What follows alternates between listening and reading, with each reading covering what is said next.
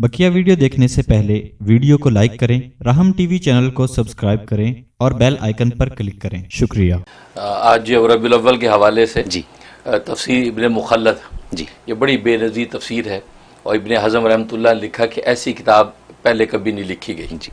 उस तफसीर में लिखा है कि शैतान जो है वो 4 मौक़ों पर गम और मुसीबत में चीख चिल्लाट के साथ रोया है। अच्छा, एक उस वक़्त जब अल्लाह तबारक व तआला ने उसको रांदा दरगाह किया जी, और दूसरा उस वक़्त जब आसमानों से ज़मीन पर उसको फेंका जी, और तीसरा उस वक़्त जब सरकार दो आलम सल्लल्लाहु अलैहि वसल्लम की रबीउल अव्वल में विलादत हुई। अच्छा, जिस रात आपकी विलादत हुई है बस उस वक्त ये चीखा चिल्लाए, क्योंकि अब उसको सारी गुमराही ज़लालत के दरवाजे बंद होते नजर आए जी। और चौथा उस वक़्त जब सरकार दो आलम सल्लल्लाहु अलैहि वसल्लम पर सूरह फातिहा नाजिल हुई। सुभान अल्लाह, क्योंकि ये जो सूरत है ये समझो पूरे कुरान का खुलासा था और इसमें जो हक़ाइक़ मारिफ थे इब्लीस समझ गया था कि बस जिस उम्मत को ये सूरत मिल गई है वो उम्मत अब मेरे काबू में नहीं आती।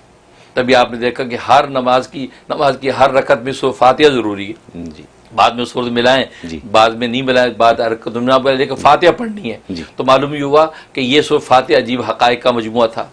तो ये 4 मौक़ों पे वो चीख चिल्लाट और मुसीबत और आफत के साथ रोया है कि नबी करीम सल्लल्लाहु अलैहि वसल्लम की विलादत हो गई। और लिखा है कि जब जो है वो ये शतूंगड़े शैतान जो आसमानों की तरफ जाने लगे तो सितारे मार मार के उनको फेंका गया वापस। तो बड़े परेशान होकर इब्लीस के पास आए, कहा जी दरवाजे आसमानों के बंद हो गए, खैरियत, ऊपर जाने नहीं दिया जा रहा, क्योंकि वरना ये ऊपर आसमानों तक जाते थे, वहाँ की खबरें ला के अपने काहिनों नजूमियों को बताते थे। लेकिन कहता अचानक ये आज की रात क्या हो गया। तो इब्लीस ने कहा कि अच्छा यूँ करो कि तुम सारी दुनिया के मुख्तलिफ खित्तों की मिट्टी जमा करके लाओ। तो वो मिट्टी जमा करके लाए, इससे एक ही खित्ते की मिट्टी को सूंघता यहाँ तक कि तामा यानी मक्का की मिट्टी सूंघी। तो कहा कि भाई इस मुकाम पे कुछ हुआ है, इस मुकाम पे कुछ हुआ है, जरा पता करो। लिहाजा पता किया कि मोहम्मद सल्लल्लाहु अलैहि वसल्लम जो नबी आखिर ज़मान आज पैदा हो गए। अच्छा, उन्होंने कहा भाई ओहो ये मोहम्मद सल्लल्लाहु अलैहि वसल्लम की वजह से दरवाजे आज आसमानों के हमारे पर बंद हो गए, अब दोबारा नहीं खुलेंगे। बल्कि लिखा कि जब ईसा अलैहिस्सलाम की विलादत हुई थी तो ये ऊपर के 4 आसमानों तक उनके दरवाजे बंद हो गए थे, लेकिन दरमियान में 3 या 4 आसमानों तक जाते थे। लेकिन नबी पाक सल्लल्लाहु अलैहि वसल्लम की विलादत हुई तो इनको आसमानी दुनिया के दरवाजे बंद हो गए। तो कहा ये दरवाजे बंद हो गए ये उन मोहम्मद की वजह से, नबी आखिर ज़मां आ गए, इब्लीस ने कहा। तो शैतानों ने कहा कि फिर आप यूँ करें, अभी तो बच्चा ही है, जाके उसको बर्बाद कर दें, हलाक कर दें, जान ही छूटेगी। कहते ये आइडिया अच्छा है। इब्लीस गया और जब जैसे नबी पाक सल्लल्लाहु अलैहि वसल्लम के करीब होने लगा तो अल्लाह तबारक व तआला ने जिब्रील को भेजा कि जा, वो इब्लीस आया है।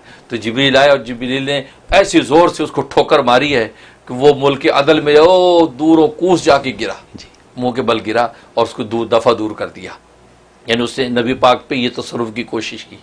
तो गोया कि ये नबी पाक सल्लल्लाहु अलैहि वसल्लम की विलादत जब हुई तो फिर मूसा अलैहिस्सलाम भी ये बशारत देते रहे थे कि यहूदियों से कहते थे कि फलां जो सितारा जो बहुत ज़्यादा चमकता है ये अपनी जगह से अगर सिरकने लगे तो समझना कि नबी आखिर ज़मान पैदा हो गया।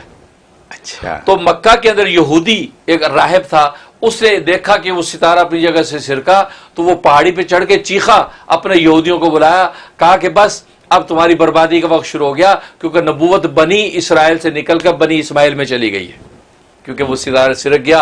और मूसा अलैहिस्सलाम की ये बशारत थी कि वो जब सिरकेगा तो इसका मतलब नबी आखिर ज़मान मोहम्मद आ गए। सुभान अल्लाह, वाह। तो ये बात कही और कहा कि जब वो नबी आ जाएंगे तो फिर पूरा जज़ीरा अरब उनके ज़ेर नगी हो जाएगा, बल्कि फरमाया अजम का भी वो मालिक हो जाएगा और उसकी दीन की इत्तिबा पूरे आलम में की जाएगी।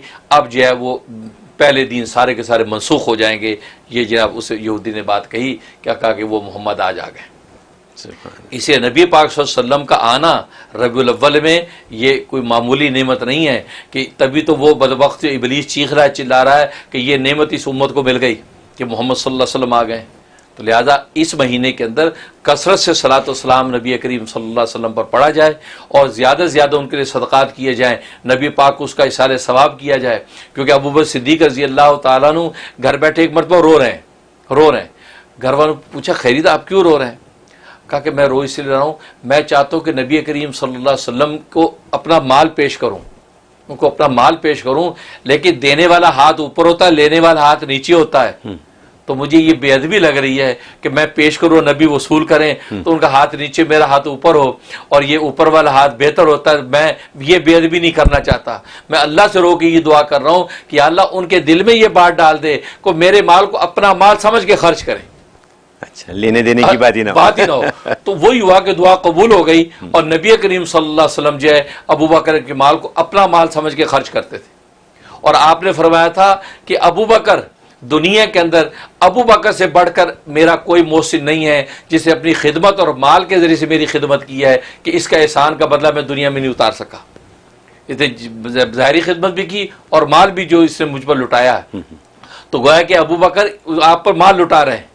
تو نبی کریم صلی اللہ علیہ وسلم کے آج ولادت ہوئی, ولادت کی خوشی میں اس مہینے میں مال بھی ان کے نام سے کھانا غریبوں کو کھلاؤ, ان کے نام پر جو ہے مال تقسیم کرو اور صدقات کرو کہ ثواب نبی پاک کو پہنچے. تو یہ مہینہ جو ہے برکتوں کا مہینہ ہے کہ اس مہینے کے اندر وہ دولت ملی ہے کہ جو وجہ تخلیق کائنات ہے. لہذا یہ شکر کرنا اور اللہ تبارک و تعالیٰ سے لطف و عنایت مانگنا یہ امت پر حق ہے. لہذا یہ مانگنا چاہیے اور نبی کے نام پہ صدقات و خیرات بھی کرنے چاہیے. سبحان اللہ. تو حضرت آج 6 تاریخ ہو گئی, 24 دن اور باقی ہیں. ثواب کما لیں. کمال ہے, بالکل حقیقت جو کما سکتے ہیں ثواب کما لیں. آپ نے تو رحم ٹی وی کا حوالہ دے بھی دیا. بالکل. کہ اس سے اچھا موقع کیا اس سے اچھا کہ آپ کمٹمنٹ رحم ٹی وی کی اسپانسرشپ کی کر لیں اس مہینے میں, انشاءاللہ دیکھیں برکتیں پائیں. بالکل. یہ میری بات کو یاد رکھیے اور یہ ابھی وقت ہے, اسپانسرشپ کیجیے.